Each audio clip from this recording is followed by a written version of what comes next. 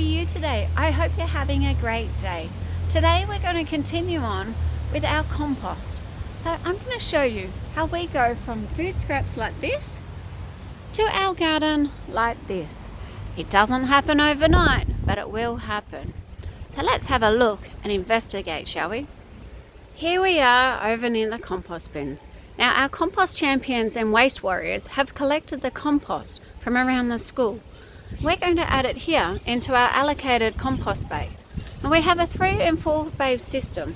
But today we're just going to have a look at our compost and see how it's actually going. As you can see here, we have a mix of paper and we have our scraps.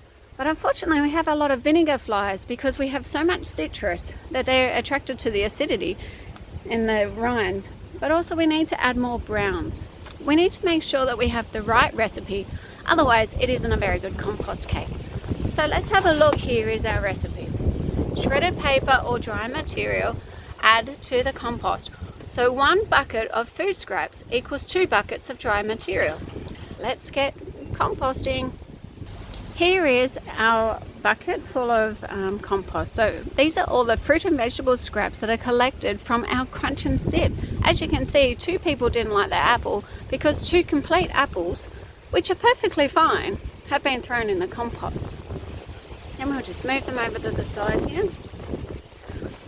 What we're going to do is, because we had half a bucket, we need to make sure that we have the right amount of browns and dry material.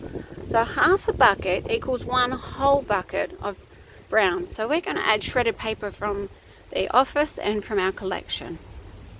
So here is 1 bucket full of shredded paper. So we're going to add that here into our food scraps compost bin, and then we can get mixing.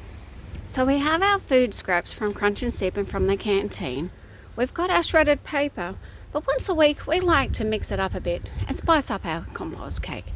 So we need to add some liquid. So we're going to add some water from our recycled water catchment. And then we're just going to moisten it down so that it isn't too dry. Nobody likes a dry cake. Now that our cake is nice and a little bit dry still in areas, but it is much better than before. So we're going to add some extra ingredients. Now it's no secret, but it will definitely add to the flavour of the cake for the worms.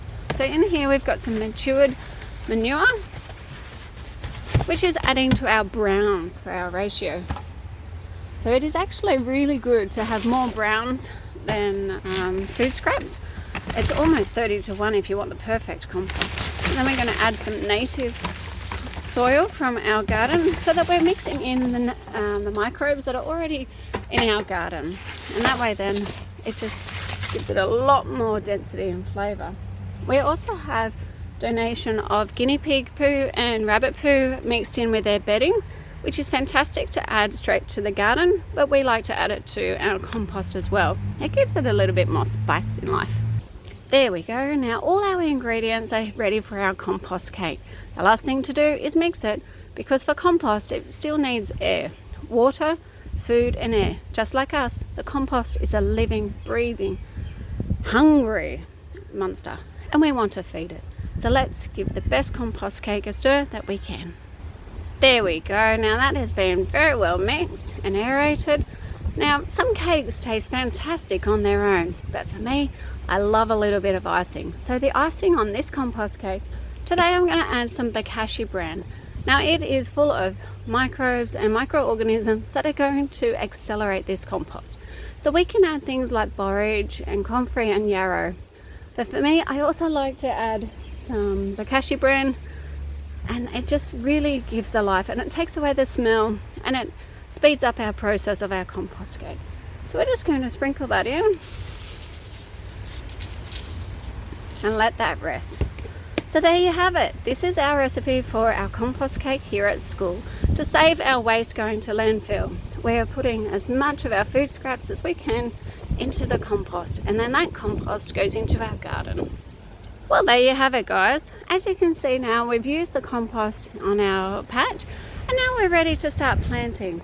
So I can't wait to see how our garden grows, and it is growing beautifully here at the patch. Thank you for watching. and I hope you have a great day. See you later.